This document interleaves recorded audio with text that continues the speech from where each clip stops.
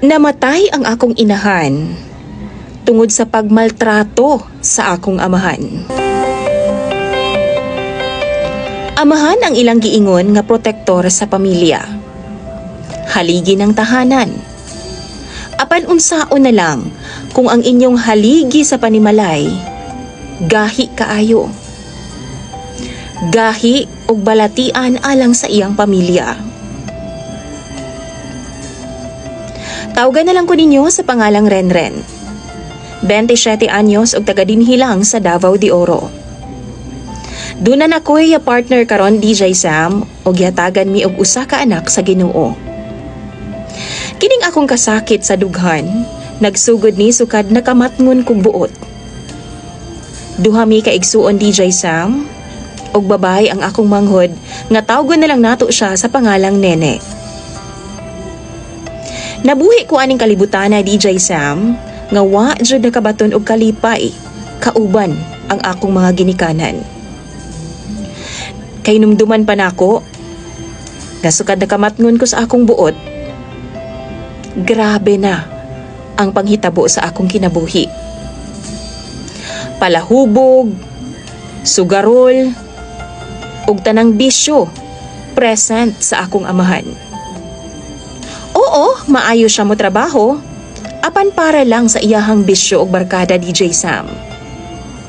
Si mama na ako DJ Sam, nanindera lang sa palengke namo kaniadto. Ug maura pod ang gisaligan aron mabuhi mi sa akong manghod ug ang akong mama. Apan mataghigayon nga muuli si papa nga hubog, imbarguhan niya si mama og kwarta DJ Sam. O kung dili gani mo hatag, kay lagi para pud sa amo ang konsumo. Iyahang kulatahon og taman si mama. Sumbagon og badyakan na sa among atubangan. Kami sa kuang manghod walay laing nahimo, kundi magtago sa ilawom sa lamesa ug maghilak na lang.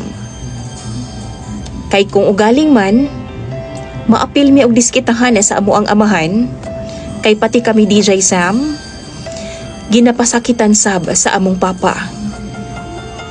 Magakos na lang mi sa kong manghod, samtang giantos ang kasakit nga gibati nga naglantaw kang mama nga nagilaid sa kasakit. 12 anyos ko DJ Sam, nabunti si mama. Apan tungod ginapasakitan siya sa among amahan, 8 months pa lang ang iyang tiyan, nakuhaan siya. Nadepress si mama ni atong tungura, apan gipadayon gihapon niya iyang kinabuhi bisan lisod tungod sa amua sa kuang manghod. Pipila ka bulan ang milabay, DJ Sam. Tungod sayod ko medyo pait pa ang kahimtang ni mama. Niundang lang una ko sa akong pag-eskwela. Ug nitabang na lang ko ni mama manginabuhi. Mamaligya ko bisan unsa na lang DJ Sam. Candies, soray og maruya. Bisan unsa, suguon ko sa mga silingan, pwede kaayo. Basta maka-income lang ko bisan 50 pesos matag adlaw. Okay na ko ana. Kay makatabang na ko kang mama nga makapalit og bugas og panud-an namo. Apan usa ka gabi ini ana DJ Sam. Human semana nga wa gauli si papa kay lagi. Basta magsweldo na siya, di gyud na mo pauli sa amo. Kay palabon man na sa iya mga barkada. Miuli siyang hubog. Tulog ko ni atong tungura DJ Sam apan nakamata ko sa kasaba. Kay di ay gikulatan na pod ni papa si mama. Nadunggan ako, nangayo siya og kwarta. Apan wa mihatag si mama kay lagi, naaman sa kuha DJ Sam. Ako yang gipatago in case lang moabot daw si papa, aron dili niya basta-basta nga makuha. Apan giduol ko ni papa DJ Sam o gial sa akong ulo gamit ang akong buhok. Sakit kaayo DJ Sam. Nihilak ang akong manghod gani adtong tungura na kamatapod. O gisulayan niya nga tanggalon ang kamot sa ako ang papa sa ako ang ulo. Apan gibadyakan siya katuloy higayon ni papa, DJ Sam. Hinungdan nga nawad-an siya og malay. DJ Sam, daw ningit-ngit ang akong pananaw kay gilabyog-labyog jud ko ni papa. Gipangayo niya ang kwarta, apan wa na ko gihatag kay kung ugaling man, mapas mo pod mi pagkaugma. Miduol si mama og nagdaog puspos DJ Sam. Apan wa pa man siya kapuspos kang papa, gisipa na siya. Maong natumba siya. Sakto pod nga nakakita ko og botilya nga gibutangan na sa amo ang katol, DJ Sam. Gipuspos na ako sa tangkugo ni papa. Hinungdan nga iya kong nabuhian og nakakita kog higayon nga kuhaon ang puspos ni mama. Gipuspusan jud akong tama ng akong amahan, DJ Sam. Hangtod nga dili na siya kasukol namo. Og kung wa pa ko mapugna ni mama, siguro napatay na nako ang akong amahan. Nagpasalamat na lang pod ko sa Ginoo kay gianghilan pa ko niya ug napugngan pa ko ni mama. Nagdali-dali mighipo sa amo ang mga gamit, DJ Sam. Dala sa bag na mo ug ang ako ang nagluya nga manghod nangadto mi sa amo ni mama sa palengke. Maayo gani kay gipadayon mi nila. Naluoy sila namo. O giofera nila si mama nga didto daw magpuyo sa ilahang bukid sa Davao de Oro. Naa daw sila'y 3 ka ektarya dito nga yuta ug kami daw ang magtimon ug swelduhan lang daw si mama kada buwan. Samtang kami sa kong manghod, pwede ra nga mupadayon og eskwela. Walay duha-duha, DJ Sam. Gidawat ni mama ang maong offer. Og pagkaugma dayon, gihatod mi nila ante sa Davao de Oro.